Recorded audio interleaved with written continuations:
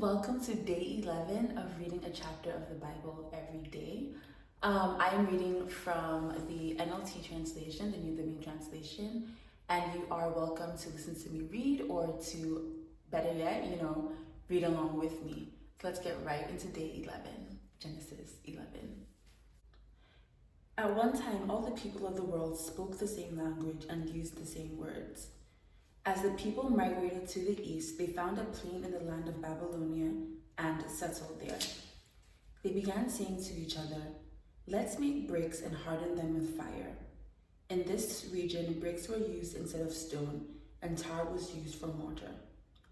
Then they said, "Come, let's build a great city for ourselves with a tower that reaches into the sky. This will make us famous and keep us from being scattered all over the world." But the Lord came down to look at the city and the tower the people were building. "Look," he said, "the people are united and they all speak the same language. After this, nothing they set out to do will be impossible for them. Come, let's go down and confuse the people with different languages. Then they won't be able to understand each other." In that way, the Lord scattered them all over the world and they stopped building the city. That is why the city was called Babel, because that is where the Lord confused the people with different languages. In this way, he scattered them all over the world. This is the account of Shem's family. 2 years after the Great Flood, when Shem was 100 years old, he became the father of Arphaxad. After the birth of Arphaxad, Shem lived another 500 years and had other sons and daughters. When Arphaxad was 35 years old, he became the father of Shelah. After the birth of Shelah, Arphaxad lived another 403 years, and he had other sons and daughters. When Shelah was 30 years old, he became the father of Eber. After the birth of Eber, Shelah lived another 403 years and had other sons and daughters. When Eber was 34 years old, he became the father of Peleg. After the birth of Peleg, Eber lived another 430 years and had other sons and daughters. When Peleg was 30 years old, he became the father of Reu. After the birth of Reu, Peleg lived another 209 years and had other sons and daughters. When Reu was 32 years old, he became the father of Serug. After the birth of Serug, Reu lived another 207 years and had other sons and daughters. When Serug was 30 years old, he became the father of Nahor. After the birth of Nahor, Serug lived another 200 years and had other sons and daughters. When Nahor was 29 years old, he became the father of Terah. After the birth of Terah, Nahor lived another 119 years and had other sons and daughters. After Terah was 70 years old, he became the father of Abram, Nahor, and Haran. This is the account of Terah's family. Terah was the father of Abram, Nahor, and Haran was the father of Lot. But Haran died in Ur of the Chaldeans, the land of his birth, while his father Terah was still living.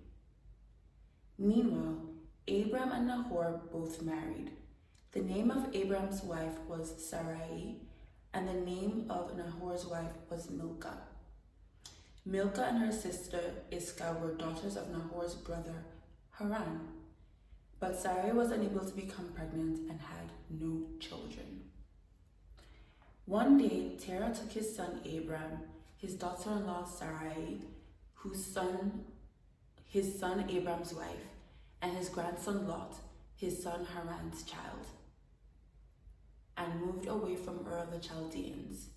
He was headed for the land of Canaan, but they stopped at Haran and settled there. Terah lived for 205 years and died while still in Haran. Now, if this is your first time of reading the Bible, there is an important name that you should pay attention to.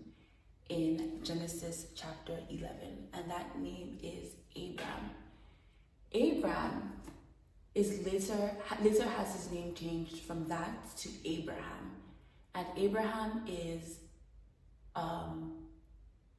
one of the fathers of the Christian faith. He's a forefather of the Christian faith. So again, if you remember yesterday's reading from Genesis 10, I had mentioned that it's important to pay attention to the lineage of people. So what we see in chapter 11, today's reading, is that Abram is a descendant of Shem, and Shem is one of the blessed children that Noah had. Remember, Noah cursed Ham by placing a curse on Canaan. Canaan is or was Ham's son. Shem is Noah's son, and Shem is an ancestor or forefather of Abram. Now, as you read the Bible and as you get deeper into your faith and you become well versed with God's word, you will see why understanding Abram's lineage and understanding lineage in the Bible is so important. So that is all for today's reading. I will see you again tomorrow. Please remember to like, share, and subscribe. And of course, I said I'll see you tomorrow, so show up tomorrow. Thank you. Bye.